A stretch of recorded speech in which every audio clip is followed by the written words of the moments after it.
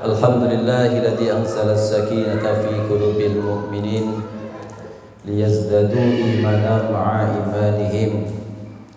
Asyhadu an la ilaha illallah al-malikul haqqul mubin wa asyhadu anna Muhammadar Rasulullah shadiqul wa'dil amin.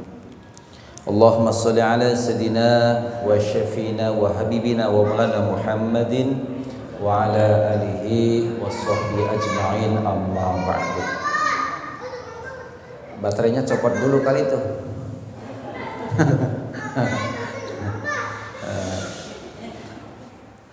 Qala Allah Ta'ala fil Qur'anil Karim, a'udzu billahi minasy syaithanir rajim. Ya ayyuhalladzina amanu taqullaha wa qulu qawlan shadida yuslih lakum a'malakum wa yaghfir lakum dhunubakum wa may yuti'illaha wa rasulahu faqad faza fawzan 'azima. Wa qala Nabi sallallahu alaihi wasallam, man ahya sunnati faqad ahabani wa man ahabani kana ma'i fil jannah. Hadratul mukarramun, para alim, para ulama, para tokoh masyarakat, wabil khusus Sayyidul Majlis Al-Mukarram Bapak Ki Haji Samsudin, yang saya hormati Bapak Haji Usman, yang saya hormati Bapak Ustadz Firdaus, yang saya hormati Bapak Ustadz Ahmad Dahlan, yang saya hormati Bapak Ustadz Haji Wira, yang saya hormati Bapak Ustadz Ibun, dan seluruh jamaah sekalian, Bapak Ibu yang dimuliakan Allah Subhanahu wa Ta'ala. Kita bersyukur kepada Allah Subhanahu wa Ta'ala yang Allah masih gunakan kita.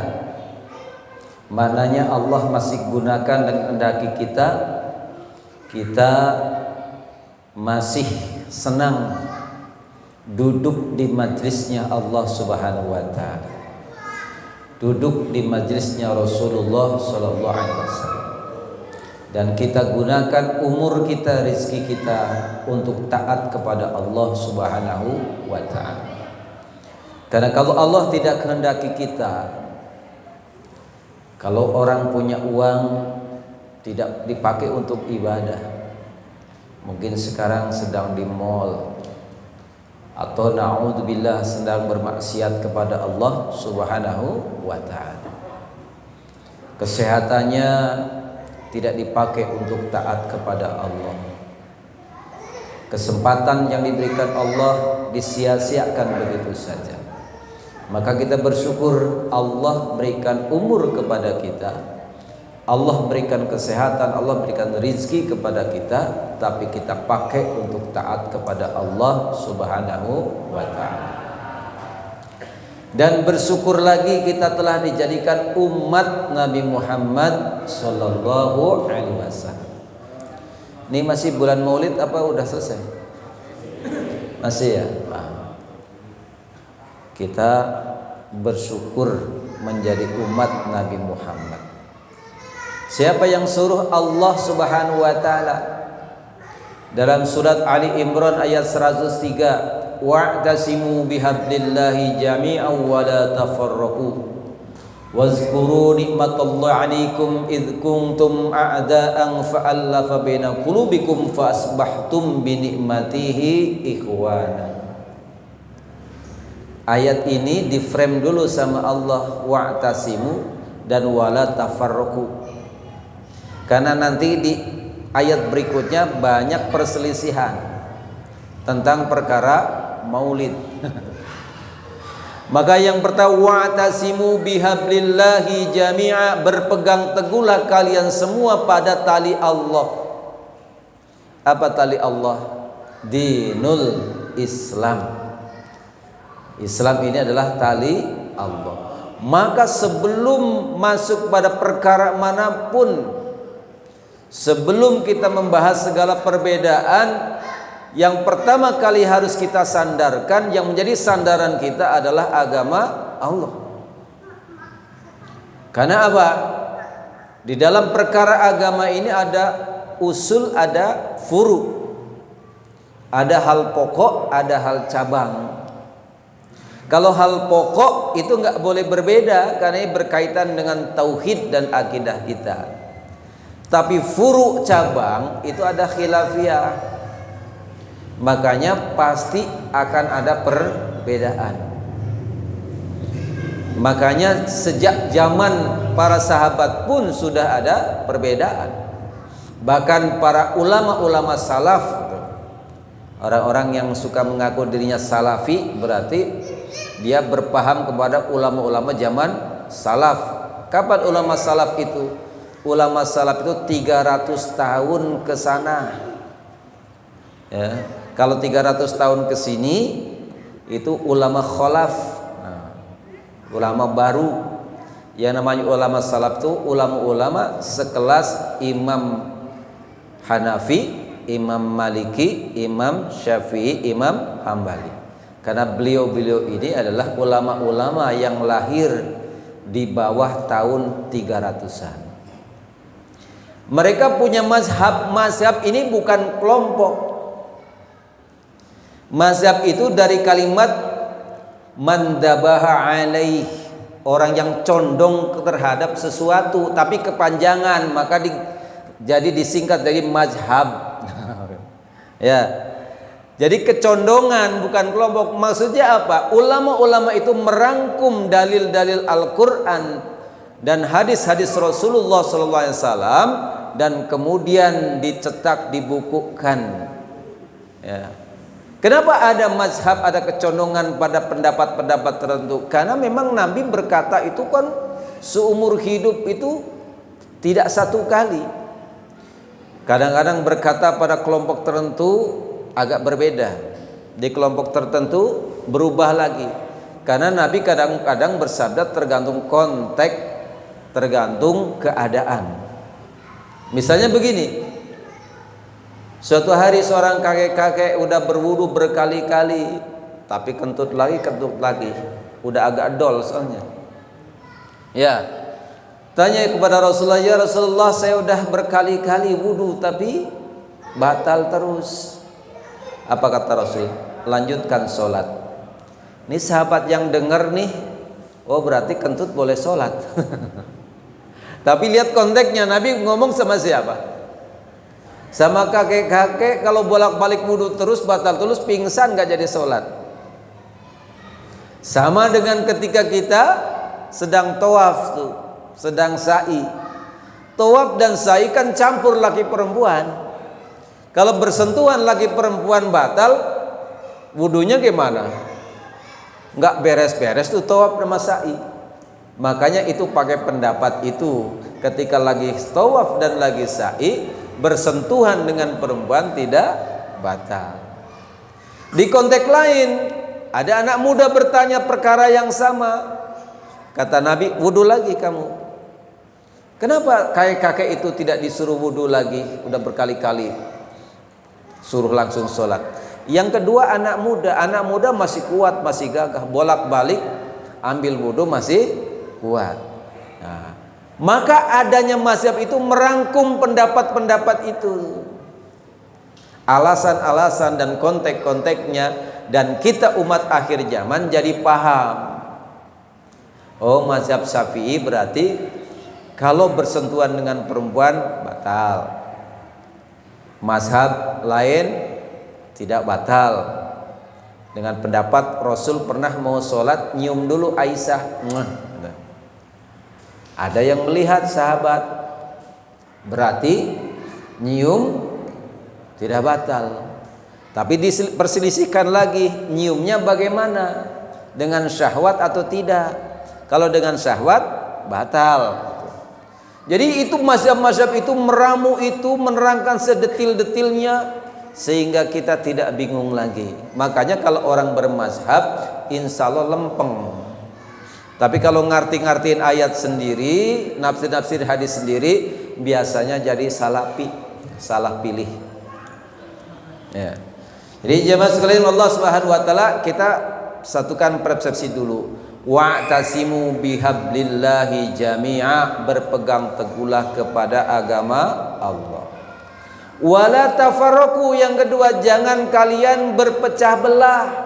Maknanya kalau ada perbedaan dalam masyarakat, ada perbedaan pendapat, ada perselisihan dalam hal-hal furu'iyah tadi yang saya sebut, khilafiyah, itu harus dimaklum. Karena memang kalau khilafiyah, masalah kunut misalnya, masalah wirid setelah sholat misalnya, itu khilafiyah. Yang mau khilafiyah, yang mau kunut, ada dalilnya sendiri, silakan.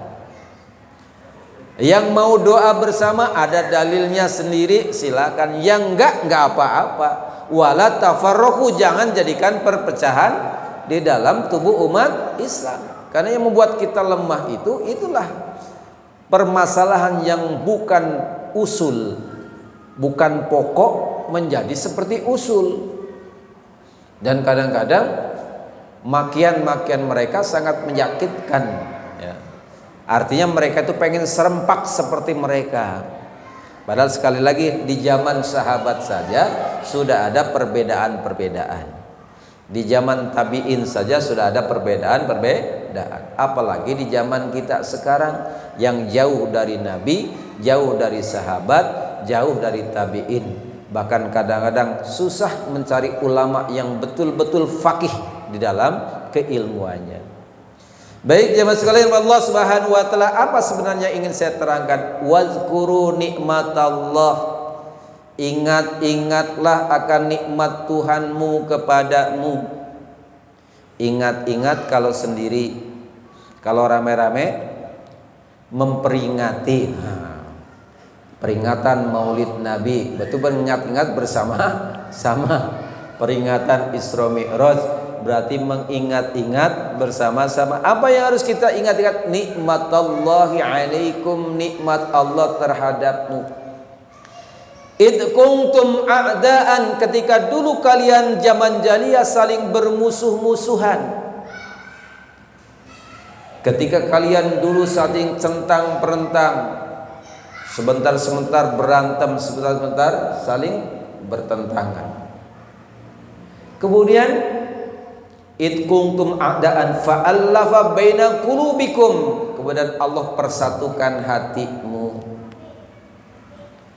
Bini wa fa'asbahtum binikmatihi ikhwana, kemudian kalian dibuat oleh Allah dengan nikmatnya kalian bersaudara. Apa maksud nikmat yang di dalam ayat ini? Kata Imam Suyuti mengatakan binikmatihi yang dimaksud adalah kelahiran Nabi Muhammad sallallahu alaihi wasallam. Ada dua hal. Yang pertama, dulu orang jahiliyah saling bermusuh-musuhan. Bahkan mau mindahin Hajar Aswad saja berantem tuh. Semua kafilah merasa paling berhak untuk memindahkan batu Hajar Aswad. Fa'allafa baina qulubikum, kemudian Allah persatukan hati mereka dengan oleh siapa? Nabi Muhammad sallallahu alaihi wasallam.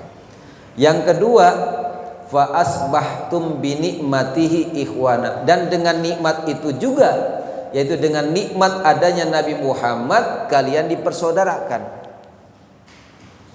Yang mempersaudarakan kita itu adalah iman. Innamal mu'minuna ikhwatun fa aslihu baina akhaykum wattaqullaha la'allakum turhamun. Iman itu mempersatukan. Siapa yang bawa iman kepada kita? Siapa bawa Islam kepada kita? Rasulullah sallallahu alaihi wasallam. Maka ayat ini memerintahkan kepada kita harus bersyukur dengan lahirnya Nabi Muhammad sallallahu alaihi wasallam. Karena dengan lahirnya Nabi Muhammad, orang yang suka berantem jadi bersatu. Kita semuanya beda warna kulit, beda suku, beda bangsa, tapi kalau sudah diikat dengan iman la ilaha illallah, maka semuanya bersaudara. Dan ini persaudaraan yang kekal selama-lamanya. Bahkan nanti persaudaraan sampai akhirat, sampai surganya Allah Subhanahu wa ta'ala. Karena Kalau persaudaraan sedarah tidak seiman, nggak ketemu di akhirat, Bu. Meskipun adik kita, kakak kita, ponakan kita, kalau beda akidahnya, nggak ketemu nanti di akhirat.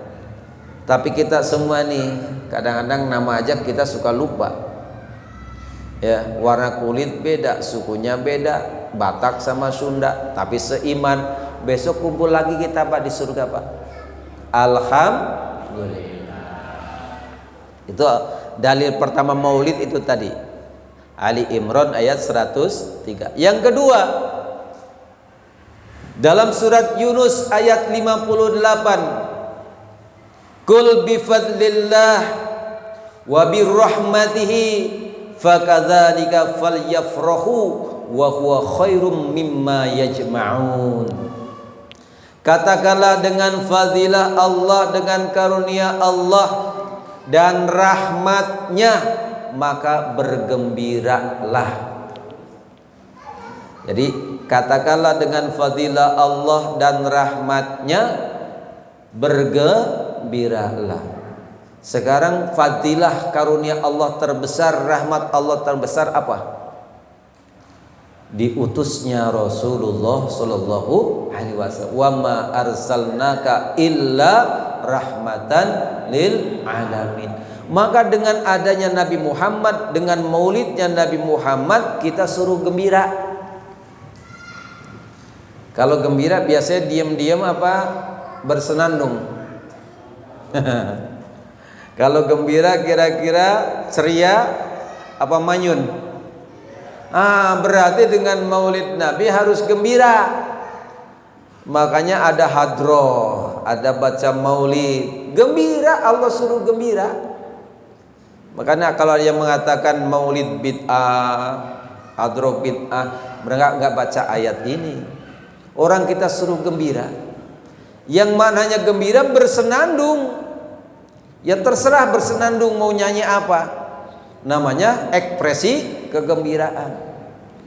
Mau nyanyi janda pirang boleh gitu. Hadroh. Mau nyanyi goyang dompet boleh. Yang penting ekspresi kegembiraan. Masa kita nggak gembira? Lahirnya Nabi Muhammad itu seluruh alam menyambut. Planet-planet semua bertasbih. Pohon-pohon, binatang-binatang, semuanya yang di laut maupun yang di darat, yang di udara, semuanya bertasbih. Para malaikat pun turun ke bumi berbaris berdiri, mahalul qiyam. Makanya kalau kita lagi baca maulid ada mahalul qiyam. Itu kita lagi mengibaratkan ketika lahir Nabi Muhammad, semuanya malaikat berdiri menyambut cahaya alam, yaitu Nabi Muhammad sallallahu alaihi wasallam. Bukan nggak ada dalilnya, bukan nggak ada riwayatnya tuh. Makanya kalau lagi mahalul qiyam ikut berdiri seolah-olah menyambut kelahiran Nabi Muhammad sallallahu alaihi wasallam. Jadi dengan adanya Nabi kita harus gembira. Kenapa kita harus gembira? Karena kita dijadikan umat kekasih Allah, di mana umat ini umurnya pendek-pendek, ibadahnya sedikit, tapi masuk surga paling dulu. Gak gembira gimana coba? Dan satu-satunya umat yang sudah dijamin masuk surga umat Nabi Muhammad. Kullu ummati yadkhulunal jannah, semua umatku pasti masuk surga. Seneng gak Pak? Dijamin oleh Allah. Semua umatku pasti masuk surga. Illa man aba, kata Nabi, kecuali yang nggak mau. Emang ada yang nggak mau masuk surga? Ini juga yang ditanyakan oleh sahabat. Qila man aba ya Rasulullah. Siapa yang nggak mau wahai Rasulullah? Wa man atu'ani yadkhulul jannah. Barang siapa yang taat kepadaku, dia pengen masuk surga. Wa man asani wa qad aba. Tapi kalau orang nggak mau taat kepadaku, berarti dia ogah masuk surga. Tuh. Jadi insya Allah kita semua pengen masuk surga, karena kita orang yang insya Allah taat, itiba, mengikuti apa yang dicontohkan oleh Rasulullah Shallallahu Alaihi Wasallam. Ini waktunya singkat ya, isanya tinggal berapa menit lagi? Hah? Lama? Ya kita persingkat aja. Apalagi yang membuat kita bahagia? Umat Islam itu, umatnya Nabi Muhammad itu kalau berdosa, kalau bersalah nggak langsung diazab, ditunda azabnya. Beda dengan umat-umat yang lain, kalau udah keterlaluan dibinasakan. Umat Nabi Nuh dibinasakan dengan banjir bandang. Umat Nabi Lut dibinasakan dengan bumi dibalikan.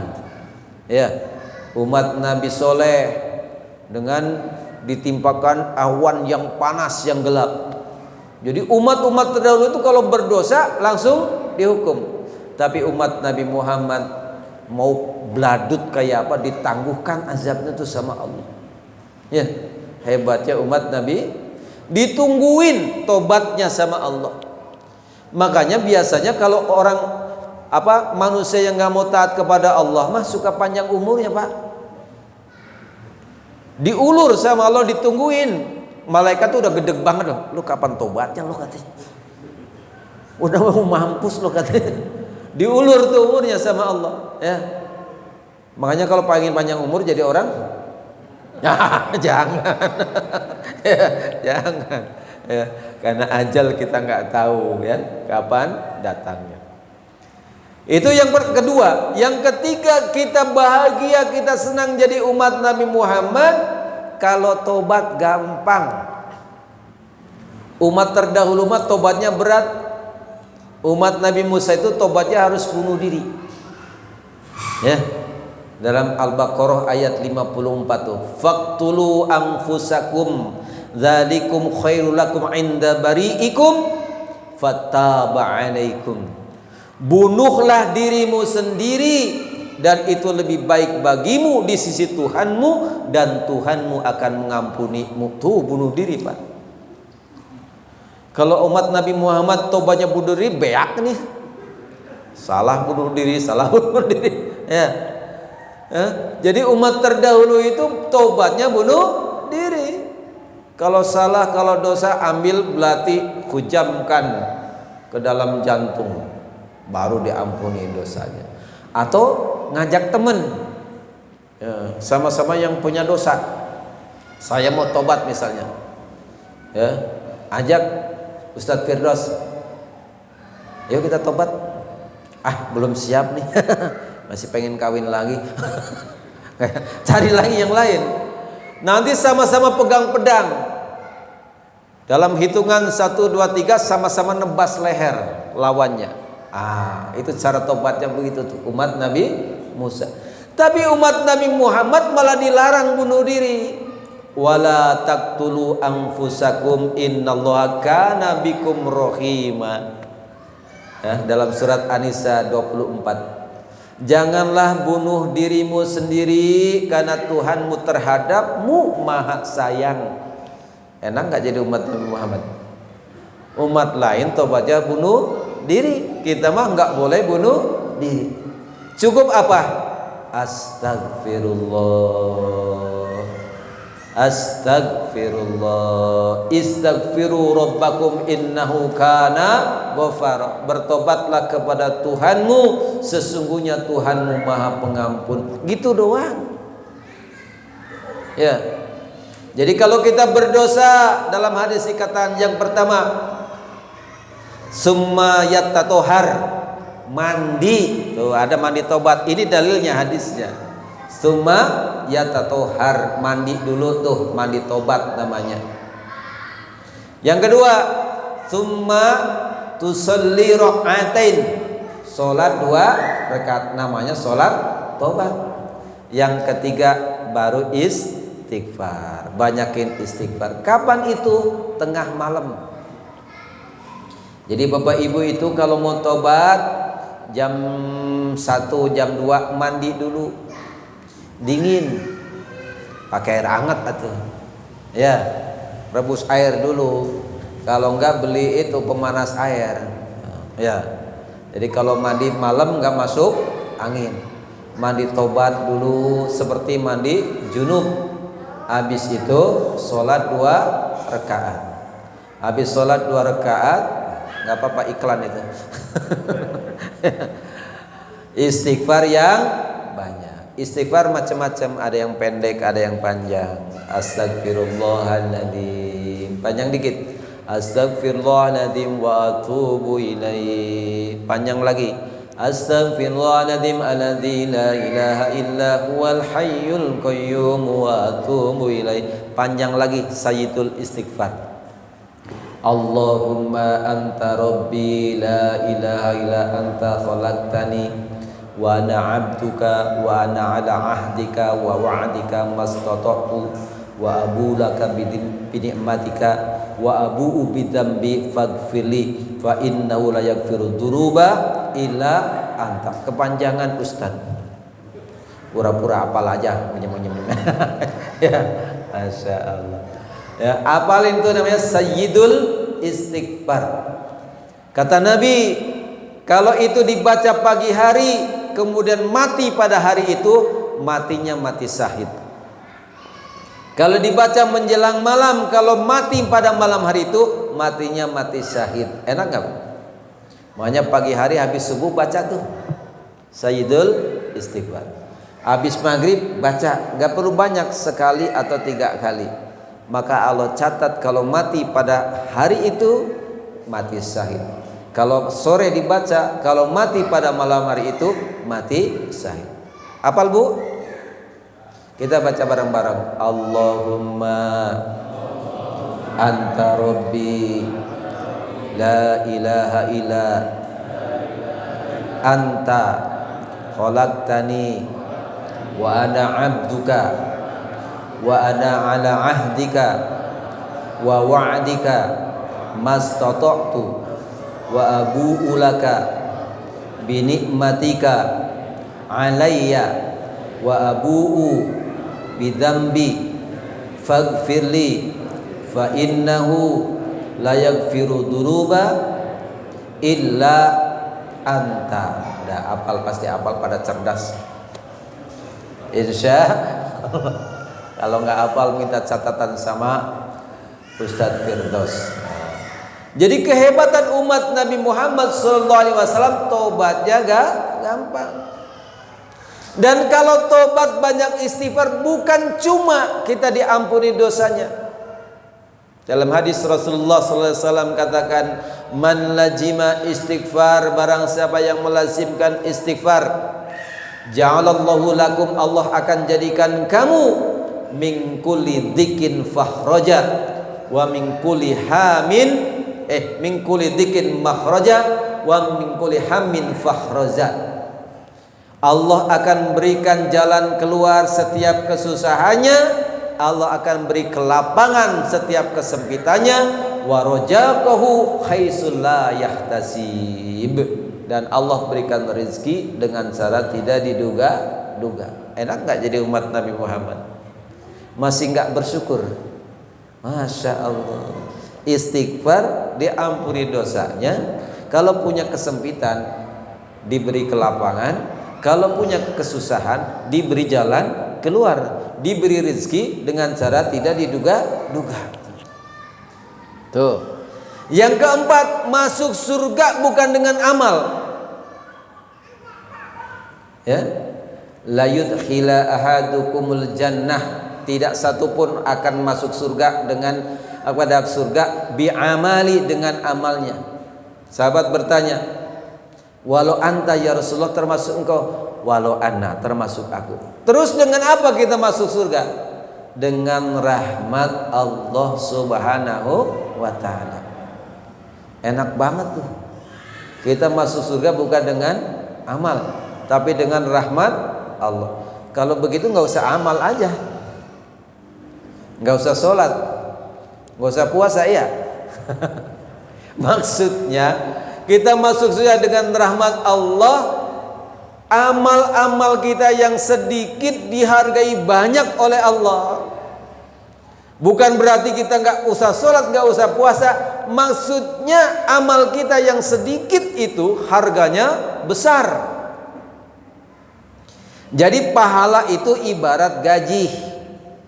Ya, sholat berjamaah gajinya berapa? 27 derajat. Saya ilustrasikan begini, saya analogikan. Ada satpam. Satpam gajinya berapa kira-kira? 3 juta, 4 juta lah ya. Ya, mentok 5 juta kali.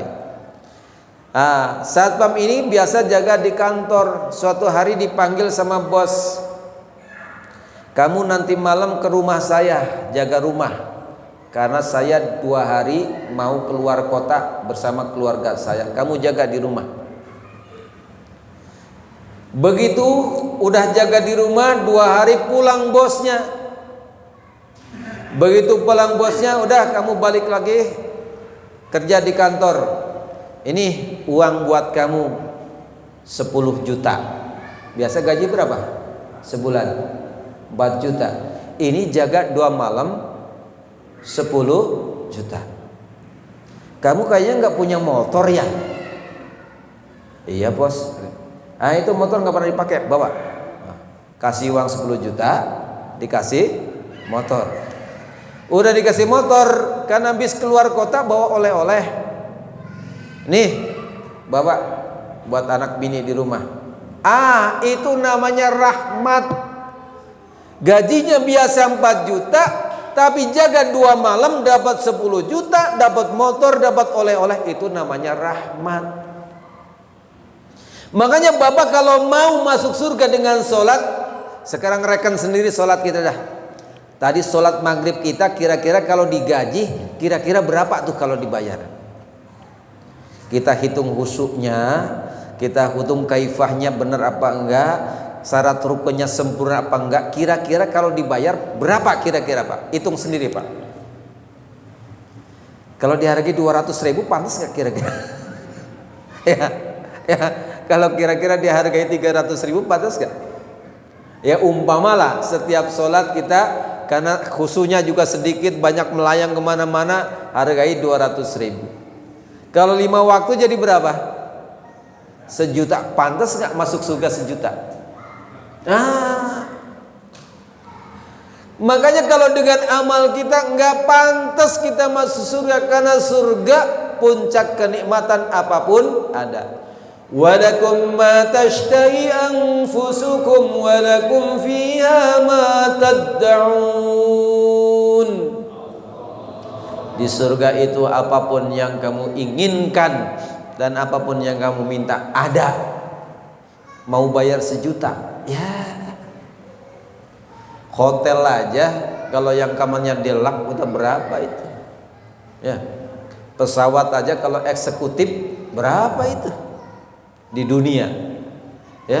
Padahal fasilitasnya nggak seberapa. Saya pernah tuh mau ceramah di Palembang, jalan macet, sampai bandara telat, pesawatnya udah terbang. Telepon panitia, aduh mohon maaf nih Ustadz, pesawatnya udah terbang, saya telat datang. Udah Ustadz, cari tiket apa saja, yang penting ada, yang penting sampai.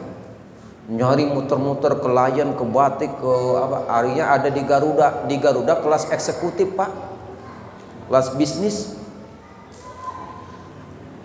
Kalau kelas ekonomi harganya cuma 700.000, kelas bisnis 5.600.000. Mana saya berdua? Saya sampaikan, Pak ini tiketnya 5.600, saya berdua. Udah bayar aja Ustadz, saya transfer sekarang. Itu baru menaik pesawat. Tapi memang beda Pak tempat duduknya.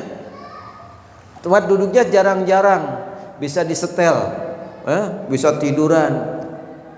Begitu sampai itu apa namanya, pramugari yang paling cakep-cakepnya yang ke situ tuh. Datang-datang bawa piring begini nih, ya isinya itu putih-putih. Ini makanan apa pikir? Nggak taunya anduk anget. Buat ngelap keringat dulu tuh.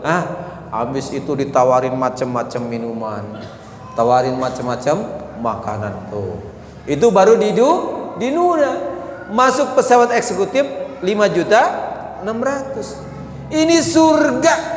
Sholat kita khusyuknya jarang, puasa kita juga nggak sempurna, Ya, zikir kita juga lalai, sedekah kita pelit, tapi kita masuk surga.